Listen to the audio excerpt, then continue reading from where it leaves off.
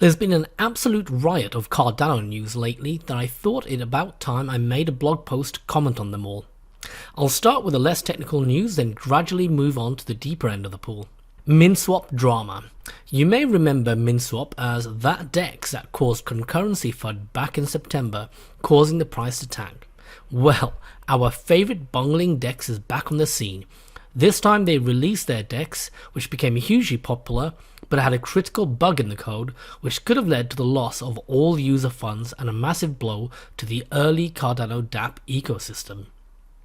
They were, however, saved by one of their competitors, Wing Riders, who reviewed the code after Minswap had open sourced it and discreetly pointed out the vulnerability to them.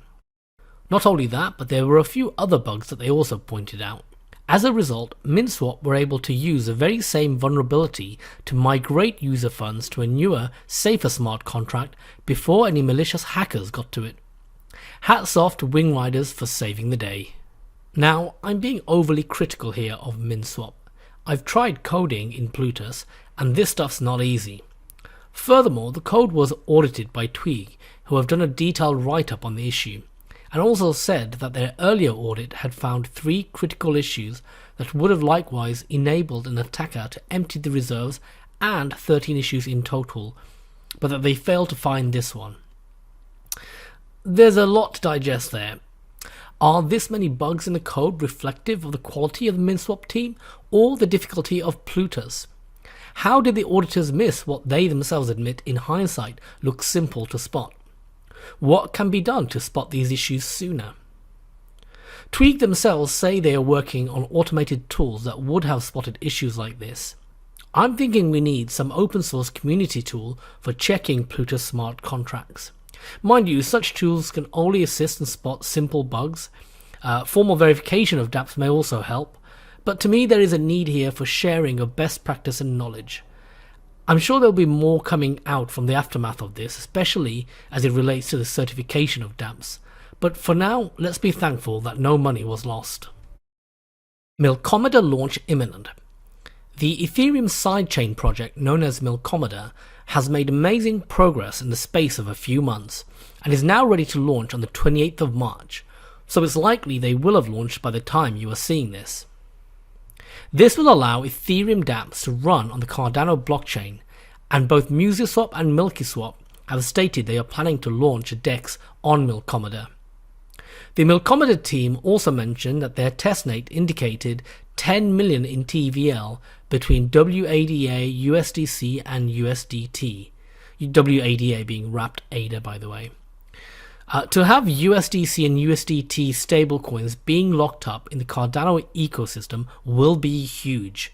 This is made possible by their partnership with Nomad Bridge.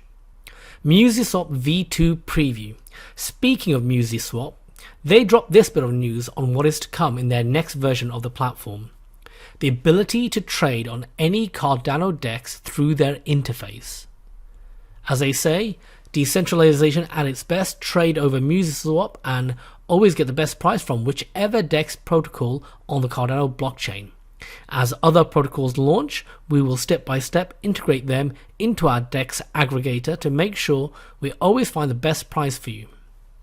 This is impressive.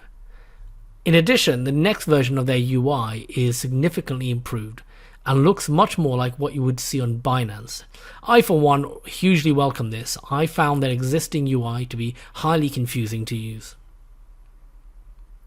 Djed Delayed.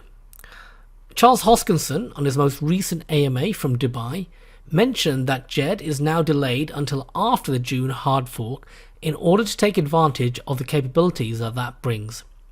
This will be disappointing news to those who have been eagerly anticipating the launch of a native stablecoin on Cardano, and ADOL's response to my tweet on this has generated a lot of discussion.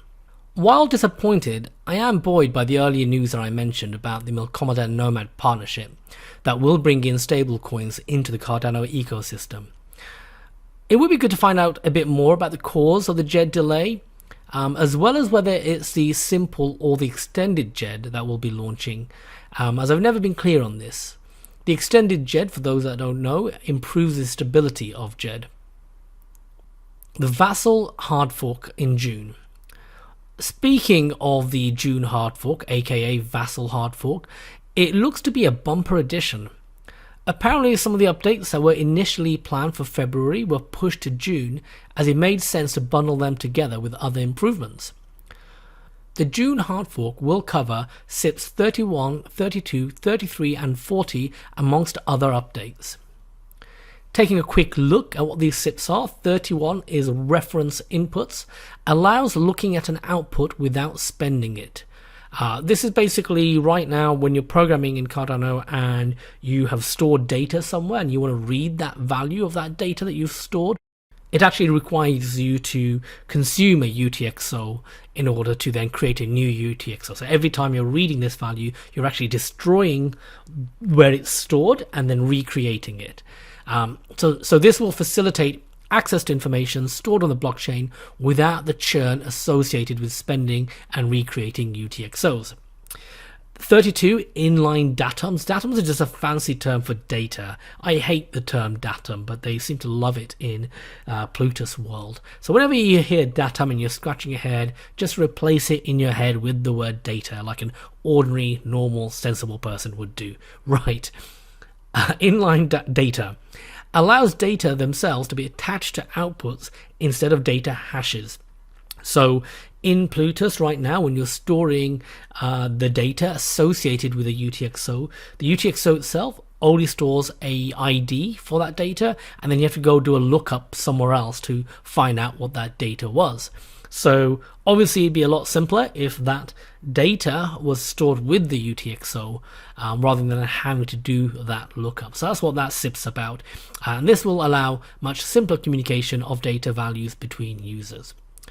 So that won't necessarily do too much to speed things up, and there's a chance it might actually cause a slight slowdown if you're now storing data instead of the hashes. Number 33, reference scripts. This is a big one. Allow reference scripts to be used to satisfy script requirements during validation rather than requiring the spending transaction to do so. This will allow transactions using common scripts to be much smaller. Essentially what this means is having scripts already stored on the blockchain being referenced rather than having to include all the code in your script to begin with. This should lead to a huge reduction in the size of your typical Plutus script. 40, collateral output. Adding a new output type to transactions called collateral outputs, which removes the need for wallets to explicitly set collateral, which is bad UX, and improves safety of collateral at the same time. Okay, so I think anybody who's used a Cardano wallet has realized there's this thing called collateral that has to be set, and that kind of just gets in the way of trying to use these wallets and make transactions. So it sounds like the need for collateral will go away with SIP 40. So that'll be a great welcome to the experience of using Cardano. Scalability. IOG published a blog post recently detailing the performance improvements to be expected from various updates happening in the June hard fork. This does not include input endorsers, which is expected later in the year. The blog provided estimates for what the TPS might be after various optimizations. After some initial confusions on my side, I went back to my own prior estimates on one of my earlier videos of what the TPS could be, and I realized that the 20 to 170 TPS range that was detailed in the blog, depending on the complexity of the transaction, was freakishly close to my own back-of-the-envelope estimates of 30 to 160 TPS. These numbers are calculated, I think, as total transactions in a day divided by the number of seconds in a day. At least that's how I calculated my estimates, and these numbers seem to be in line with those. By way of comparison, Avalanche is currently doing around 24 TPS on a daily basis. Algorand's daily range is around 30 to 70, while Ethereum is doing about 13. So these are the daily average TPS, as I mentioned. It's quite possible that a chain can process many more transactions in a particular second of the day when demand is high. So imagine every second of every day. In one particular second, you might see a TPS much higher than this But then if you average it out across the entire day, i.e. total transactions divided by total seconds in a day, you get the numbers that I've just gone through. But an individual second could potentially be a lot higher. So that is what explains Avalanche's maximum observed TPS, if you go to their website, of 869. So therefore, I'm not clear from the blog post from IOG whether Cardano will be similar in that you could potentially have a much higher TPS if you're looking at individual seconds, and it's just the average TPS over a day that these numbers are referring to, i.e. when demand is very, very high, can Cardano scale and go a lot faster than the numbers seen here? However, it's definitely good to hear that Cardano will be in line with other chains with regards to this average daily TPS. Input endorsers. Another piece of the scalability jigsaw is input endorsers. This is expected to come out towards the end of the year, though may creep into next. That's just my hunch speaking. I haven't heard anything about it being next year, but I've just seen enough delays to always expect it to take a bit longer than initially envisaged. I've been struggling to find a good explanation of what input endorsers are and how it might enable Cardano to scale until someone on Reddit recommended watching this video to me. It's apparently the research that input endorsers are based on, although it was done for Bitcoin. I highly recommend watching the video as it made a lot of sense, but long story short, it demonstrates that a TPS of 70,000 is quite possible. This puts it in the same order of magnitude as Solana, and the researcher goes on to say the bottleneck shifts from the consensus mechanism to the storage mechanism, aka the ledger keeping. This is pretty much almost word for word for what Charles Hoskinson has said about input endorsers. Therefore, it could very well be that by the end of the year, we will see Cardano able to achieve a TPS of 70,000.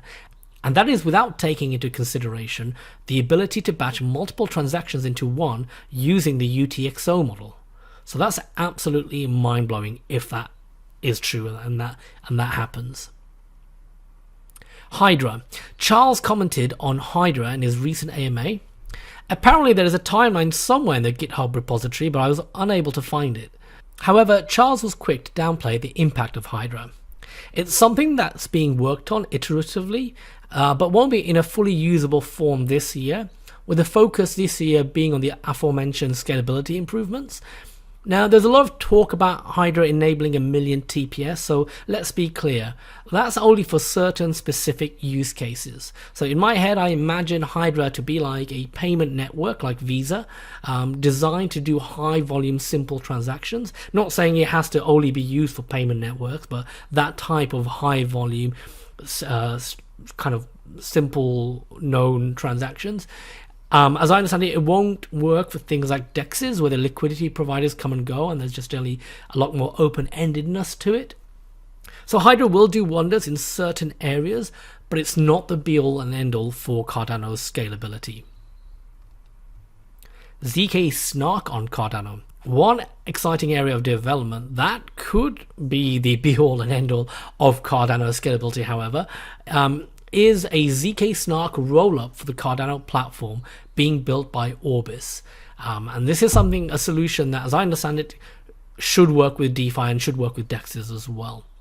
So as explained by Orbis in their blog post, Cardano is in need of a scaling solution which makes minimal compromises to achieve maximum results, and Hydra will not solve every scaling problem. We propose Orbis as a best possible scaling solution, as it maintains all the core design principles of the Cardano blockchain while having the ability to scale the network to where it can safely host RealFi and DeFi applications at mass scale. The potential of zk technology to transform the world in general and blockchain specifically cannot be understated. So zk, if you're not familiar with it, it's zero knowledge is what it stands for. So it's the ability to sort of prove certain things and convince the other party that certain things are true without revealing the underlying data that's based on. So in a decentralized context, that's very, very beneficial. So Orbis will enable all dApps on Cardano to achieve true mass adoption. Initially, Orbis will launch with a single prover operated by Orbis Labs. So that essentially means a single node that Orbis Labs are operating that will validate the transactions. Orbis will transition into a fully decentralized distributed stack whereby network participants will exist in an open, permissionless network. Full decentralization of the prover means that there is no computer, individual, or trust entity which is a single point of failure. Full decentralization of the prover is not in scope of the initial release, but is an eventual goal and commitment of the project. So there's no timing, mention of timing there. We have no idea what that trajectory looks like, unless it was mentioned somewhere else. If it has, feel free to comment below. I hope, given how fast zkSnark have worked in creating Milkomeda, I'm wondering or hoping whether Orbis can similarly create something or get version 1 out by the end of the year. But I wouldn't expect a fully decentralized solution, as they describe there, to be ready for at least another year after that, or possibly longer. And that's based on seeing how long it took for IOG to move from the federated version of Cardano to the fully decentralized version. Okay, so that's it from me. I hope you found that roundup of Cardano news useful. If you did, please give me a thumbs up or comment below, and feel free to stalk me on Twitter, aka follow me, if you want to keep up to date on my daily ramblings. Other than that, I hope you all have a great day.